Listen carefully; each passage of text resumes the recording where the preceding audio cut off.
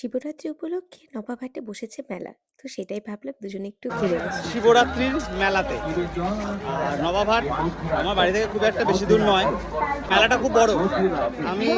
আমি প্রথমবার এসেছি এই মেলাতে। দেখে তো ভালোই লাগছে, বেশ বড় মেলা বলে জায়গায় জিলিপি দারুণ। আর একটু ঘুরি, সময় কাটাই। মেলায় গিয়ে আমার এরকম কাঠি ভাজা আর গরম গরম জিলিপি দেখলেই দাঁড়িয়ে পড়ি, খুব খেতে ইচ্ছে করে। তো যাই হোক, তারপর একটু হাঁটতে হাঁটতে খেয়ে গেলাম একটা ধাক্কা। আর আমার এরকম একটা খুব বদ অভ্যাস আছে, আমি তাকাই একদিকে আর হাঁটি আরেক দিকে। এইটা নিয়ে না আমার বরের সাথে আমার প্রায়ই ঝামেলা হয়ে যায়। তো যাই হোক, তারপর দুজনে একটু ঘুরে ঘুরে দেখলাম কি কি আছে না আছে, আর দেখতে পেলাম কাপ।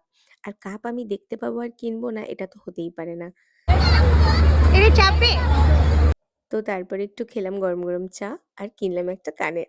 তারপরে না হঠাৎ করে চোখে পড়লো এই সুন্দর হাতের কাজের দোকানটা। এনারা এসেছিলেন মেদিনীপুর থেকে। তো খুব সুন্দর এনাদের হাতের কাজ। তো তাদের দোকান থেকেও আমি দু একটা জিনিস কিনেছি। তো জিনিস টিনিস কিনে তারপরে দেখলাম আবার এক ধরনের হাতের কাজ। এটা হচ্ছে বাঁশের তৈরি নানা রকমের ফুলদানি। তো এরকম আমিও দুটো কিনলাম, বাড়িতে সাজিয়ে রাখবো। তারপরে একটু ফুচকা খেয়ে চললাম বাড়ি। চলো, দেখা হচ্ছে নেক্সট